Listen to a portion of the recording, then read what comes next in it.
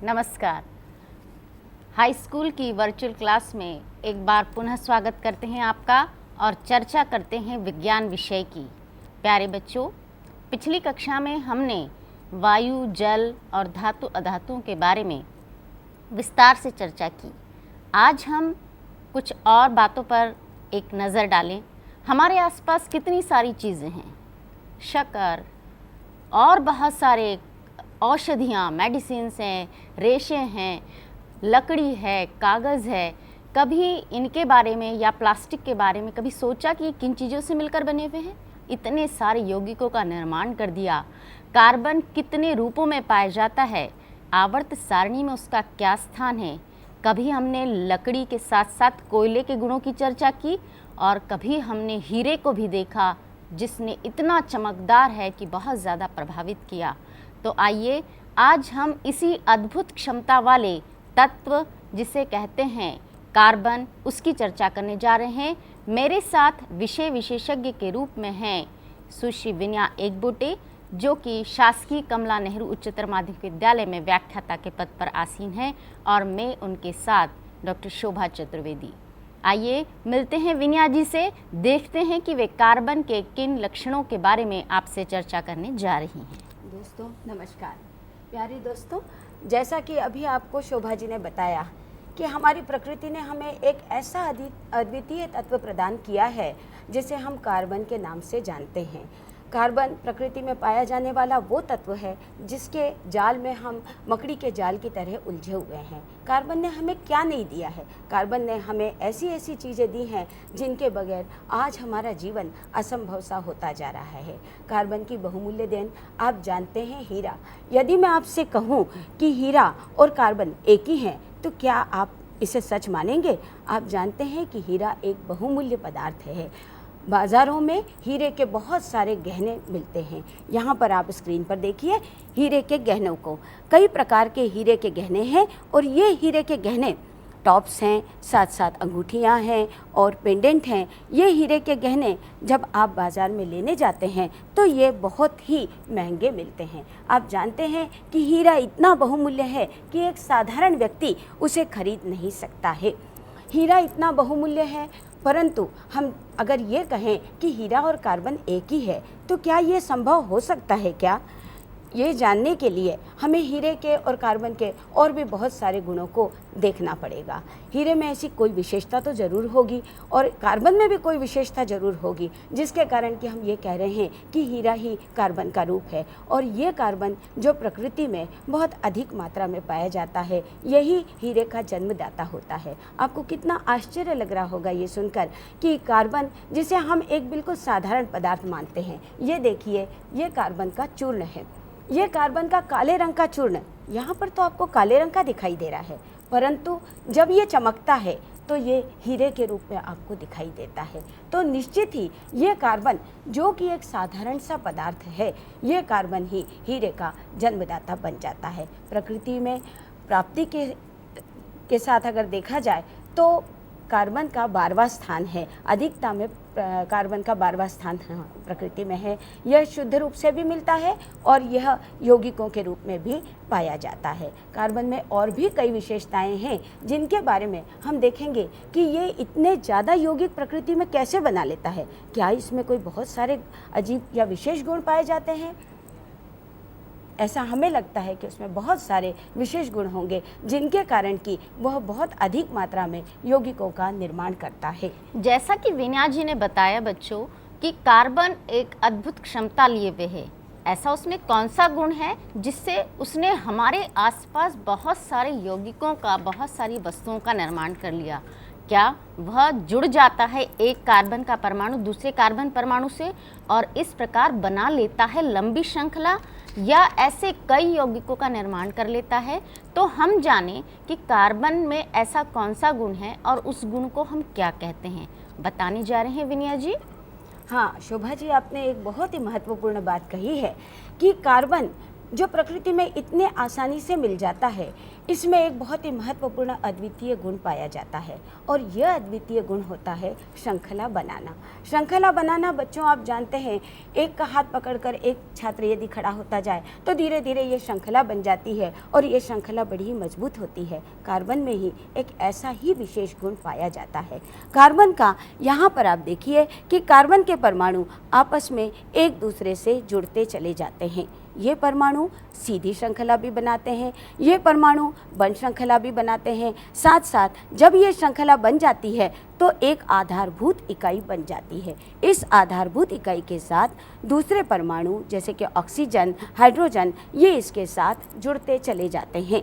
इस श्रृंखला बनाने का जो गुण है वही कार्बन का एक बहुत ही महत्वपूर्ण गुण माना जाता है, क्योंकि इस प्रकार वह बहुत लंबी लंबी श्रृंखलाओं का निर्माण करता है और यही श्रृंखलाएं पृथ्वी के ऊपर अनगिनत यौगिकों का निर्माण करती है। पृथ्वी के ऊपर जितने तत्व पाए जाते हैं, जिनकी संख्या आज बढ़ते बढ़ते 115 हो गई है, परंतु उसमें से 92 तत्व ऐसे हैं जो कि स्थिर हैं और उनमें एक कार्बन भी है। परंतु इन सारे तत्वों की तुलना में यदि देखा जाए तो कार्बन एक ऐसा तत्व है जो सबसे अधिक यौगिकों का निर्माण करता है और इसी के कारण हमने कार्बन के लिए या कार्बन के यौगिकों को पढ़ने के लिए एक अलग रसायन शास्त्र की शाखा का निर्माण किया है, जिस शाखा को हम कार्बनिक रसायन के नाम से जानते हैं।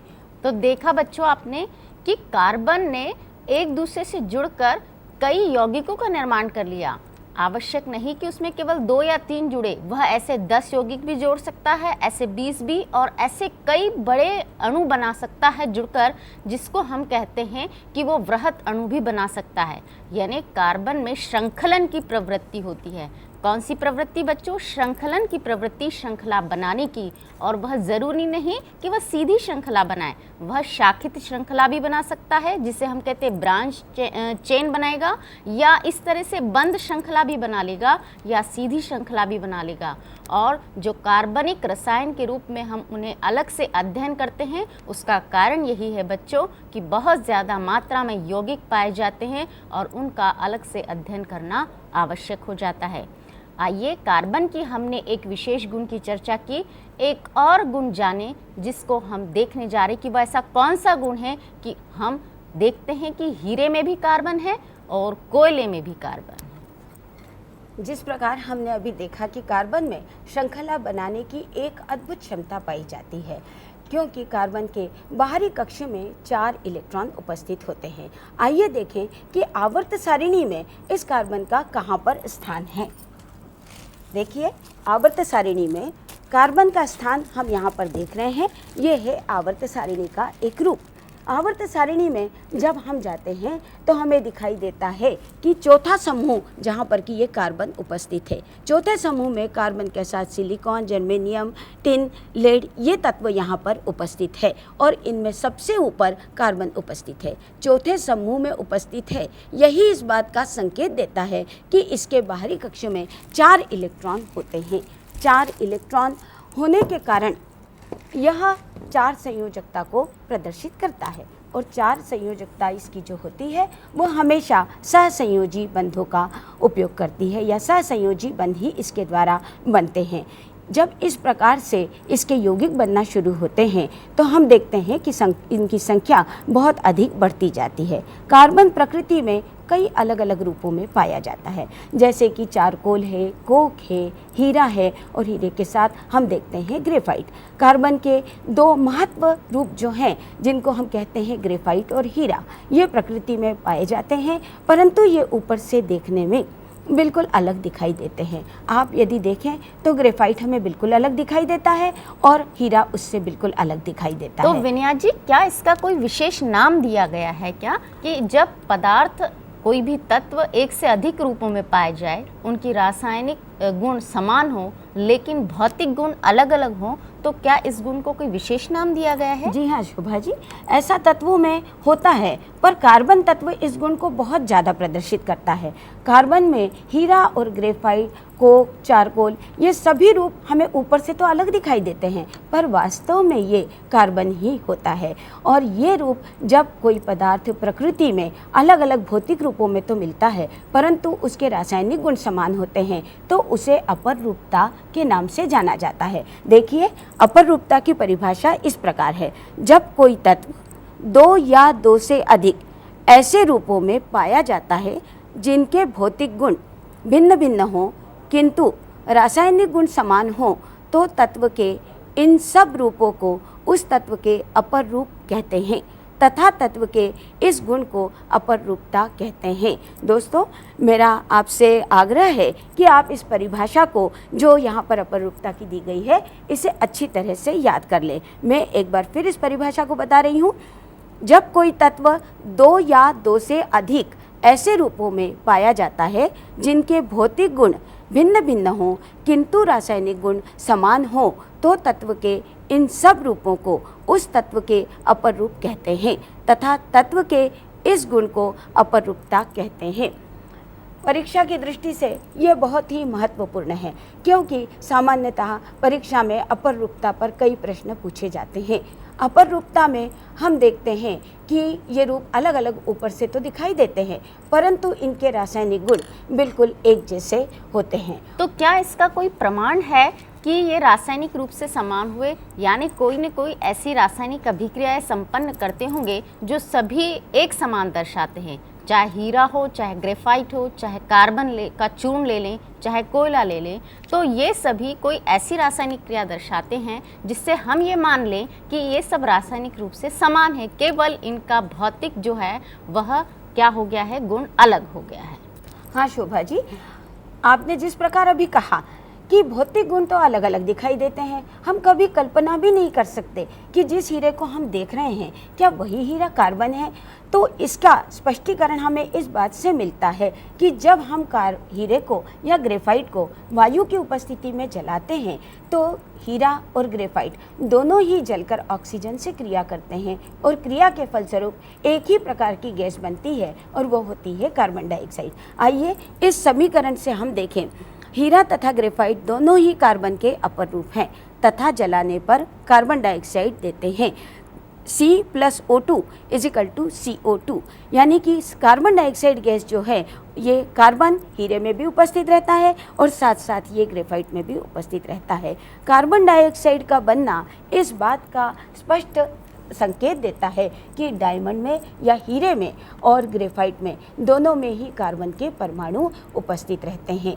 ये कार्बन के परमाणु इसमें जो उपस्थित है, ये जब ऑक्सीजन से क्रिया करने लगते हैं तो ये कार्बन डाइऑक्साइड गैस बनाते हैं, पर निश्चित ही रूप से इनमें कहीं न कहीं इनकी संरचना में कोई अंतर होना ही चाहिए। इसी कारण ये एक दूसरे से अलग अलग रूपों में हमें दिखाई देते हैं। प्यारे बच्चों, अभी हमने देखा कि हीरा और ग्रेफाइट समान हैं, वे दोनों ऑक्सीजन के साथ जलकर क्या बनाते हैं, कार्बन डाइऑक्साइड। अब हम चर्चा करते हैं हीरे की उपलब्धता की कि वह कहाँ कहाँ पाया जाता है। इतनी चमकदार वस्तु जो सभी को आकर्षित करती है, हर व्यक्ति चाहता है कि उसके जीवन में एक बार हीरा वह ज़रूर ले, ज़रूर पहने, और उसी के बारे में आज हम चर्चा कर रहे हैं। एक रुचिकर विषय, आपको बड़ा अच्छा लग रहा होगा। चलिए जानते हैं हीरे की उपलब्धता की जानकारी। बच्चों, आपने देखा कि हीरा, जिसकी बातें करना भी हमें बड़ा अच्छा लगता है, परंतु उसे पहनना बहुत ही मुश्किल होता है। एक साधारण व्यक्ति के जीवन में हीरा खरीदना बहुत आसान बात नहीं होती है, क्योंकि हीरे की उपलब्धता भी बहुत कठिनता से होती है। साथ ही साथ इसके कारण ये महंगा भी बहुत हो जाता है। हमारे देश में हीरे कहाँ कहाँ मिलते हैं और साथ ही साथ और किन देशों में मिलते हैं, इसके लिए हम देखते हैं हीरे तथा ग्रेफाइट की उपलब्धता। हीरे की उपलब्धता में हम देख रहे हैं, हीरा मध्य प्रदेश के पन्ना जिले में मिलता है। आंध्र प्रदेश के वज्राकरूर स्थान पर मिलता है, जहां पर कि कोहिनूर हीरा भी पाया गया था। भारत में हीरे सर्वप्रथम गोलकुंडा में प्राप्त हुए थे। ब्राज़ील में भी हीरा पाया जाता है और दक्षिण अफ्रीका के होप टाउन में 1866 में यह पहली बार मिला था। इसके अलावा ग्रेफाइट की उपलब्धता उड़ीसा, राजस्थान, बिहार, पश्चिम बंगाल, कर्नाटक, तमिलनाडु और आंध्र प्रदेश में है। हीरे की उपलब्धता में मैं आपको कुछ रोचक बातें और बताना चाहूँगी कि दक्षिण अफ्रीका में जो होप टाउन में पहला हीरा मिला था वो बच्चों ने खेलते हुए देखा था, और जब बच्चों को वो मिला और उसका परीक्षण किया गया तो पाया गया कि ये एक बहुमूल्य पदार्थ है, और देखा गया कि यह कार्बन का ही एक रूप है और ये हीरा होता है। इसी प्रकार से जब हम कोहिनूर की बात करते हैं तो कोहिनूर भी एक बहुत ही प्रसिद्ध हीरा है। आपने भी सुना होगा कि कोहिनूर हमारे देश का हीरा है, परंतु आज वह इंग्लैंड में है और वहाँ पर शोभा बढ़ा रहा है। ये कोहिनूर जो वज्राकरुण में मिला था, सबसे पहले ये यहाँ पर शाहजहाँ के तख्ते ताउस में लगा हुआ था, परंतु जब मुस्लिम लोग आए और हमारे ऊपर हमला हुआ तो यह तख्ते ताउस भी नादिर शाह अपने साथ ईरान ले गया, और तख्ते ताउस के साथ साथ ये हीरा जो प्रसिद्ध हीरा कोहिनूर था वो भी यहाँ से ईरान चला गया। इस हीरे का सफ़र चलता ही गया, कई बार हमला हुए, तख्ते ताउस यहाँ से वहाँ होता गया और धीरे धीरे यह पंजाब में आ गया, और पुनः हिंदुस्तान में आने के बाद जब फिर से हमारे ऊपर इंग्लिश लोगों ने राज्य किया तो वह इस हीरे को अपने साथ इंग्लैंड ले गए, और आज भी ये हमारा दुर्भाग्य है कि हमारे यहाँ पाया गया हीरा इंग्लैंड में उपस्थित है। हीरे की कहानी बहुत ही महत्वपूर्ण है, बहुत ही रोचक है। कौन नहीं चाहता कि हम हीरे पहने, और विशेष तौर से महिलाओं को तो हीरे पहनने का बहुत ही शौक होता है।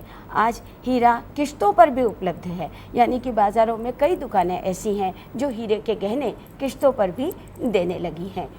अभी बच्चों हमने देखा कि हीरा कितना कम उपलब्ध है, कहाँ कहाँ उपलब्ध है और क्यों इतना महत्वपूर्ण है।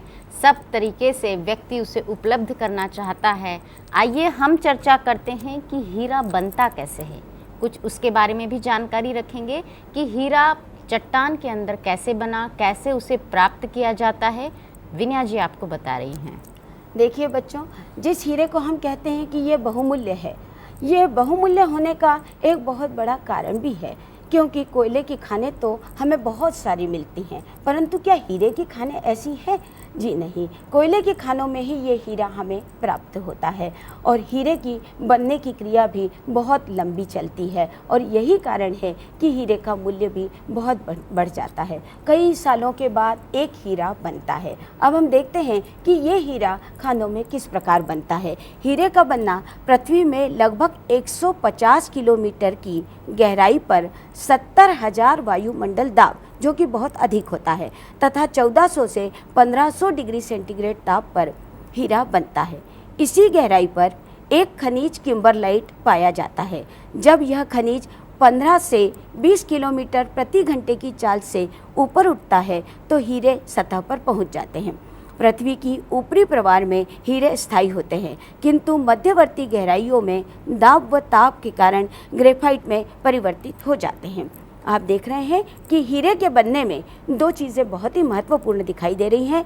ये है एक वायुमंडलीय दाब और दूसरा इसका ताप। साथ ही साथ जो गहराई दी गई है वो भी बहुत ज़्यादा है, अर्थात कि हीरे पृथ्वी में बहुत ही नीचे गहराई पर बनते हैं।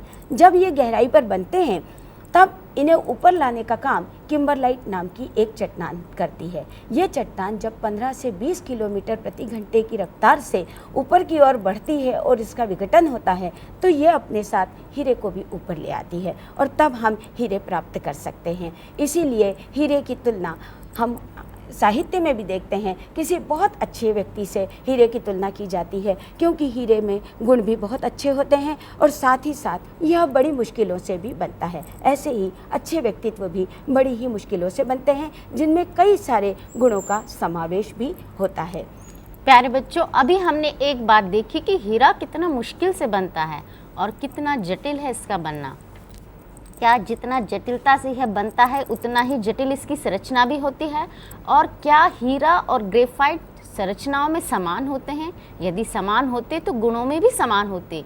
ऐसा नहीं है, दोनों की संरचना में कुछ न कुछ अंतर होता है, और उस अंतर के कारण ही हीरे और ग्रेफाइट के गुणों में कितना अंतर आ गया। जानते हैं हीरे की संरचना और ग्रेफाइट की संरचना। जैसा कि शोभा जी ने बताया कि हीरा बनना और ग्रेफाइट ये दोनों ही संरचना से जुड़े हुए प्रश्न हैं।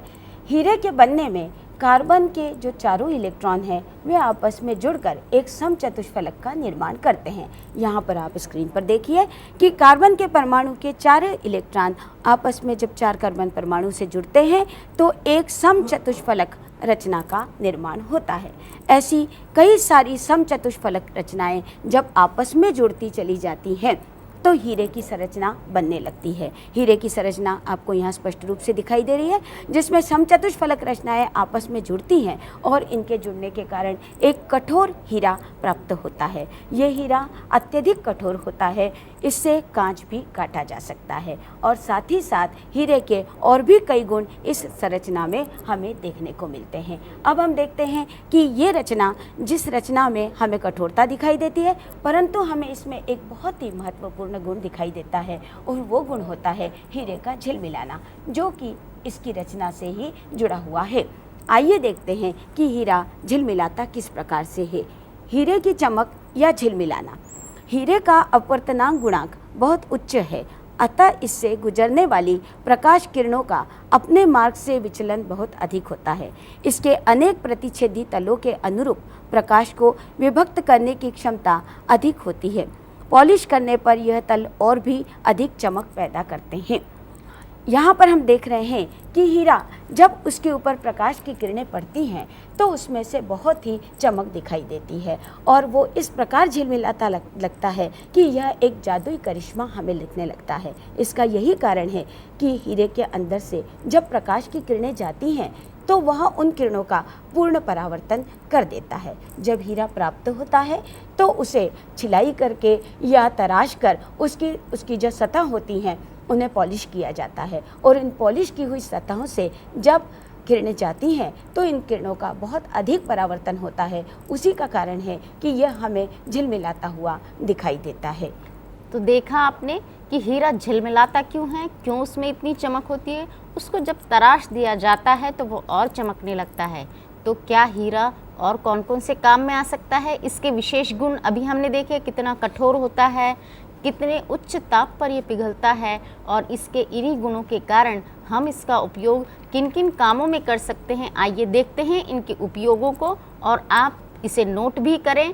हीरे, उसके उपयोग, उसकी संरचना, अपरूपता, इसकी हम चर्चा कर चुके हैं और निश्चित रूप से आप इन सब बातों को नोट भी कर रहे होंगे। आइए जानें हीरे के और भी कौन से गुण होते हैं। हीरे के उपयोग जो हैं, गुणों के साथ उसके उपयोग भी बढ़ जाते हैं। हीरा सबसे कठोर पदार्थ होने से कांच काटने हेतु उपयोग में लाया जाता है। हीरे की कठोरता का जो गुण है वो उसे इतना महत्वपूर्ण बना देता है कि हम उसे कांच काटने के लिए भी प्रयोग में ला सकते हैं। हीरे की चमक का गुण उसे आभूषणों के निर्माण में उपयोगी बना देता है। हीरे की उपयोग जो है वो शल्य चिकित्सा में मोतियाबिंद हटाने हेतु किया जाता है। हीरे की कनी को एक छोटे से उपकरण के ऊपर लगाकर और मोतियाबिंद को हटाया जा सकता है। चौथा उपयोग, पृथ्वी की चट्टानों में छिद्र करने हेतु भी इसका उपयोग किया जाता है। अब बच्चों, एक और महत्वपूर्ण उपयोग है इसका, अंतरिक्ष यानों की रक्षात्मक खिड़कियों को बनाने हेतु। इस उपयोग का सीधा संबंध है हीरे की जो किरणों के प्रति संवेदनशीलता होती है उससे। हीरा किरणों के प्रति बहुत अधिक संवेदनशील होता है और सूर्य किरणों से बचाव करता है। इसीलिए इसका उपयोग जो है अंतरिक्ष यानों की रक्षात्मक खिड़कियों को बनाने हेतु किया जाता है, जिसके कारण कि हानिकारक विकिरण जो हैं वो अंतरिक्ष यान के अंदर नहीं पहुंच पाते हैं और बहुत अधिक सुरक्षा प्रदान करते हैं। तो देखा आपने हीरे के कितने अच्छे गुण हैं, कितना उपयोगी हो गया हमारे लिए। यह इतना कठोर है कि उससे हम चट्टानों को भेदित कर सकते हैं और इसके साथ साथ इतनी अच्छी चमक है उसमें कि हम उसके आभूषण बनाते हैं। इसके साथ साथ अंतरिक्ष यानों की खिड़कियों के रक्षात्मक रूप में भी हमारे लिए उपयोगी है। इतने अच्छे उपयोग बताए। जानते हैं और भी ग्रेफाइट के उपयोग, जो इससे बिल्कुल विपरीत गुण लिए हुए है। न हीरे की तरह चमकदार है अपितु काला है, न इतना कठोर है बल्कि बहुत नरम है। तो आइए, ग्रेफाइट में ऐसी क्या संरचना होती है, हीरे और ग्रेफाइट की संरचना में क्या अंतर होता है, इसी को बता रहे हैं एक मॉडल के थ्रू कि ग्रेफाइट की संरचना कैसी होती है। बच्चों, आपने अभी देखा कि हीरा हमारे लिए बहुत उपयोगी होता है। उसकी रचना भी एक विशिष्ट प्रकार की होती है। हम अब कार्बन के दूसरे अपर रूप के बारे में बातें करने जा रहे हैं और ये दूसरा अपर रूप जो होता है ये रूप है ग्रेफाइट। ग्रेफाइट की रचना हीरे की रचना से बिल्कुल अलग होती है। यहाँ पर कार्बन के परमाणु आपस में जुड़कर एक षटकोणीय रचना का निर्माण करते हैं। ये षटकोणीय रचना जो रहती है इसकी कई तहें बनती जाती हैं और ये एक तह दूसरे तह के ऊपर आ जाती है। हम आपको पहले ही बता चुके हैं कि कार्बन परमाणु के बाहरी कक्ष में 4 इलेक्ट्रॉन होते हैं, जिसके कारण कि इनके बीच में सहसंयोजी बंध बनता है। सहसंयोजकता होने के कारण जो पदार्थ होते हैं वह विद्युत के कुचालक होते हैं। परंतु ग्रेफाइट में एक बहुत ही महत्वपूर्ण गुण निर्मित हो जाता है और वो गुण है उसकी सुचालकता। ये सुचालकता क्यों होती है? आप यहाँ पर देख रहे हैं कि ये 2 परतें हैं, जिन परतों के बीच में एक इलेक्ट्रॉन हल्का सा मुक्त अवस्था में आपको दिखाई देता है। ये इलेक्ट्रॉन जो यहाँ पर है, ये इलेक्ट्रॉन 2 परतों के बीच में चल सकता है या अपना स्थानांतरित हो सकता है, अपना स्थान बदल सकता है। यही कारण है कि जब इसमें से विद्युत धारा का प्रवाह होता है तो ये इलेक्ट्रॉन विद्युत धारा को एक स्थान से दूसरे स्थान पर ले जाता है। यह ग्रेफाइट की एक बहुत बड़ी उपलब्धता है, या हम कहें कि कार्बन का ये रूप अपने आप में एक विशेष गुण को समेटे हुए है और वह है सुचालकता।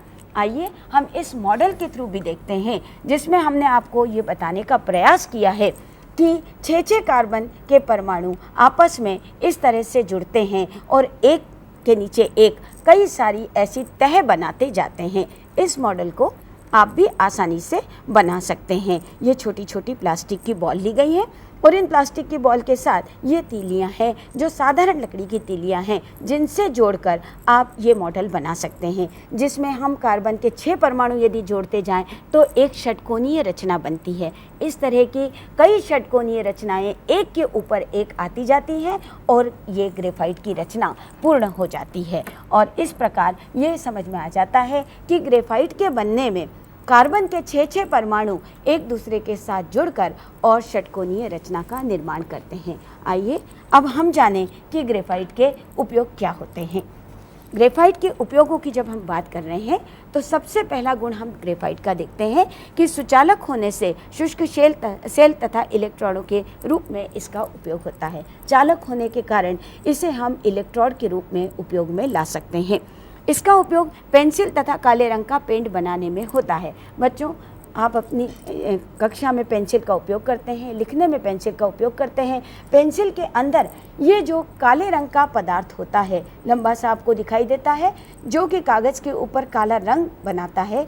ये रंग बनता है ग्रेफाइट के कारण, और ये लिखा इसलिए जाता है क्योंकि ग्रेफाइट बहुत ही ज़्यादा नरम होता है। तीसरा उपयोग हम देख रहे हैं उच्च गलनांक के कारण क्रूसिबल बनाने में। कई धातुओं को पिघलाने के लिए कठोर पदार्थ की आवश्यकता होती है और इसलिए इसका गलनांक उच्च होने के कारण हम क्रूसिबल या प्यालीनुमा एक रचना बनाते हैं जिसे क्रूसिबल कहा जाता है, और इसी के निर्माण के लिए हम ग्रेफाइट का उपयोग करते हैं। चौथा उपयोग है स्नेहक के रूप में मशीनों को चिकना करने में। इसमें तहें होती हैं एक के नीचे एक, इसलिए ये बहुत ही चिकना होता है। ये तहें एक दूसरे के ऊपर फिसल सकती हैं और इसीलिए इसका उपयोग हम स्नेहक के रूप में मशीनों को चिकना करने में उपयोग करते हैं। इसके साथ साथ ही एक उपयोग और है जो कि है उत्प्रेरकों के रूप में। अब हम एक और इसका देख रहे हैं कि जो चालकता है इसकी, इस चालकता को हम इस प्रकार से दर्शा सकते हैं या हम इस चालकता को देख भी सकते हैं। ये एक बहुत छोटा सा प्रयोग है। यहाँ पर चित्र में आप देखिए, इसे आप अपने घर में भी बना सकते हैं। एक सेल है जो टॉर्च में काम में लिया जाता है। इस सेल से निकलने वाले तारों को यहाँ पर हमने एक बल्ब से जोड़ दिया है और यहाँ पर जाकर ये सर्किट पूरा होता है। ये जो दोनों सिरे हैं और ब, ये दोनों पहले दूर रखे जाते हैं। जब तक ये दोनों सिरे नहीं जुड़ेंगे तब तक सर्किट पूरा नहीं होगा, और इसके बीच में हम एक ग्रेफाइट की छड़ रख देते हैं। जब ग्रेफाइट की छड़ रख देते हैं तो यहाँ पर ये ग्रेफाइट की छड़ चालक होने के कारण विद्युत धारा का प्रवाह करने लगती है। विद्युत धारा का प्रवाह होते ही ये जो बल्ब लगाया गया है ये बल्ब जलना शुरू हो जाता है। यदि आप ग्रेफाइट की छड़ को हटा देंगे तो बल्ब बुझ जाएगा, परंतु ग्रेफाइट की छड़ को पुनः लगाते ही सर्किट पूरा हो जाता है और बल्ब जलने लगता है। यह इस बात का स्पष्टीकरण है कि ग्रेफाइट चालक होता है और इसमें से विद्युत धारा बहुत आसानी से बह सकती है। बच्चों, यह जो हमने आपको यहाँ पर मॉडल बताया है, यह आप अपने घर में भी बहुत आसानी से बना सकते हैं और ग्रेफाइट की चालकता को देख सकते हैं।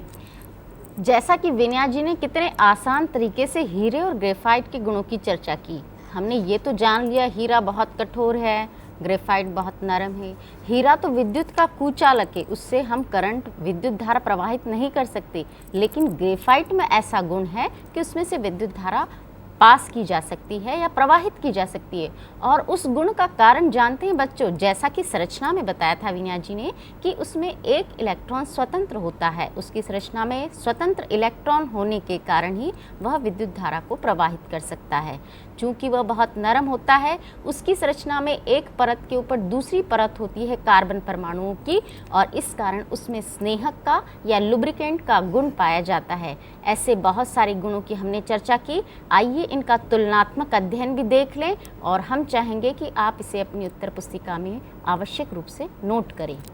तो बच्चों, हम हीरे और ग्रेफाइट के जो गुण हमने अभी पढ़े हैं कि हीरा कठोर होता है जबकि ग्रेफाइट बहुत नरम होता है, हीरा कुचालक होता है जबकि ग्रेफाइट चालक होता है, दोनों एक ही पदार्थ से बने हुए हैं, फिर भी कितनी अलग अलग गुणों को अपने में रखते हैं। आइए इनके गुणों की ही तुलना बहुत आवश्यक है, हम जानें कि ये अपने गुणों में एक दूसरे से किस प्रकार भिन्न होते हैं। सबसे पहले हम जब इनके गुणों की तुलना करते हैं तो हम देखने में जो गुण है वो ले रहे हैं, जिसमें हीरा पारदर्शक होता है जबकि ग्रेफाइट जो है वो काला और चमकदार होता है। कठोरता की बात करें तो हीरा बहुत कठोर होता है, परंतु ग्रेफाइट जो होता है वो बहुत ही मुलायम होता है। आप जानते हैं कि ग्रेफाइट के मुलायम होने के कारण ही हम ग्रेफाइट से कागज़ के ऊपर लिख सकते हैं। विद्युतीय ऊष्मा चालकता की बात करें तो हम यहाँ देखते हैं कि विद्युतीय और ऊष्मा दोनों प्रकार की चालकता में हीरा कुचालक होता है, क्योंकि सहसंयोजी बंध होते हैं और कोई भी इलेक्ट्रॉन उसमें मुक्त अवस्था में नहीं होता है। इसके विपरीत ग्रेफाइट सुचालक होना चाहिए। ग्रेफाइट की रचना को देखते हुए लगता है कि ग्रेफाइट को भी कुचालक होना चाहिए था, परंतु ग्रेफाइट में ये एक बहुत महत्वपूर्ण गुण आ जाता है और वो होता है सुचालकता का। अब हम अगला गुण देखते हैं, वायु की अनुपस्थिति में गर्म करने पर। जब वायु की अनुपस्थिति में इन्हें गर्म किया जाता है तो 2000 से 30 केल्विन पर हीरा ग्रेफाइट में बदल जाता है। आपने देखा कि अधिक तापक्रम पर जब हम हीरे को गर्म करते हैं तो हीरा ग्रेफाइट में बदल जाता है, पर आवश्यक शर्त है यहाँ पर कि वायु की अनुपस्थिति हो। यदि वायु की अनुपस्थिति नहीं होगी तो कार्बन जलने लगेगा और कार्बन डाइऑक्साइड गैस बनेगी। इसके विपरीत हम देखते हैं कि ग्रेफाइट में यह अपरिवर्तनीय रहता है। अगला गुण हम देखते हैं प्रकाश का परावर्तन। यह प्रकाश का पूर्ण परावर्तन करता है। हीरे के चमक का सबसे महत्वपूर्ण कारण ही यह है कि वह प्रकाश का पूर्ण परावर्तन करता है। इसके विपरीत ग्रेफाइट हमें ऊपर से चमकदार दिखाई देता है ज़रूर, परंतु यह प्रकाश का परावर्तन नहीं करता है। अब हम इन दोनों के उपयोगों की बात करें तो हीरा बहुमूल्य रत्नों में उपयोग में लाया जाता है, कांच काटने के काम में आता है, पॉलिश करने के काम में आता है, जबकि ग्रेफाइट पेंसिलों में काम में आता है, स्नेहक के रूप में काम में आता है, प्यालियाँ या क्रूसिबल बनाने के काम में आता है और इलेक्ट्रोड बनाने के काम में आता है। देखा आपने कि ग्रेफाइट कितना उपयोगी हो गया, हीरा कितना उपयोगी, दोनों की संरचना में क्या अंतर है और इसके साथ साथ उनकी विद्युत चालकता, उसकी चमक में क्या अंतर है। हमने बहुत विस्तार से चर्चा की बच्चों, और जाना हीरे की कहानी को, हीरे की उपलब्धता को, और साथ ही हीरा चट्टान के अंदर कैसे बन जाता है, कैसे ऊपर उसे निकाला जाता है, और हमारे भारत में यह कहाँ कहाँ उपलब्ध है, विश्व में और कहाँ पाया जाता है। इन सब से हमने विस्तार पर चर्चा की। आइए कुछ परीक्षा उपयोगी प्रश्नों को भी देखें जो आपके लिए उपयोगी रहेंगे। आप उन प्रश्नों को अपनी उत्तर पुस्तिका में नोट करें। देखते हैं विनया जी कौन कौन से प्रश्न आपके लिए लेकर आई हैं जिससे आपको परीक्षा में बहुत ज़्यादा सहायता मिलेगी, और आप निश्चित रूप से हमारे इन पाठों को नियमित रूप से देखते होंगे। इसी आशा के साथ और इसी विश्वास के साथ हम आपको परीक्षा के लिए भी तैयार कर रहे हैं। आप अपनी कक्षा में नियमित पढ़ते भी होंगे। ये एक सहायक कक्षाएं हैं जिससे आपको और ज़्यादा जानकारी प्राप्त करने में निश्चित रूप से सहायता मिलती होगी। बच्चों, आइए देखते हैं इस अध्याय पर आधारित कुछ प्रश्न जिनके बारे में विनया जी चर्चा करने जा रही हैं। दोस्तों, अब हम चर्चा कर रहे हैं पाठ पर आधारित प्रश्न। पाठ को पढ़ने के बाद यह निश्चित कर लेना चाहिए कि क्या हम परीक्षा में आए हुए प्रश्नों के जवाब लिख सकते हैं या उत्तर लिख सकते हैं। आप यहाँ देख रहे हैं, आपके जो प्रश्न होते हैं वो 3 प्रकार के होते हैं: अति लघु उत्तरीय प्रश्न, लघु उत्तरीय प्रश्न और निबंधात्मक प्रश्न। सामान्यतः जो अति लघु उत्तरीय प्रश्न आपके परीक्षा में पूछे गए हैं वह है ग्रेफाइट के उपयोग लिखिए, अपरूपता किसे कहते हैं, हीरा क्या है, इसके 4 उपयोग लिखिए, क्या होगा यदि हीरे के किसी टुकड़े को दहकते चारकोल में डाल दिया जाए। इसके बाद लघु उत्तरीय प्रश्न है।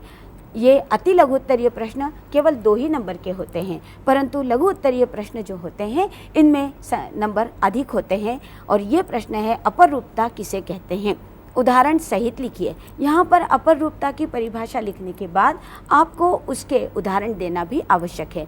कार्बन तत्व एक अद्वितीय तत्व है, कैसे? यहाँ पर आपको उसके श्रृंखला बनने के गुण को बताते हुए उसके अद्वितीय स्वभाव को बताना है। कार्बन के यौगिकों की संख्या अधिक होने का क्या कारण है? यहाँ पर भी आप बताएंगे कि श्रृंखलाएं होने के कारण ही वो अधिक यौगिकों का निर्माण करता है। हीरे को आभूषणों के रूप में क्यों प्रयुक्त किया जाता है? हीरे में बहुत अधिक चमक होने के कारण ही हम उसे आभूषणों के रूप में उपयोग में लाते हैं।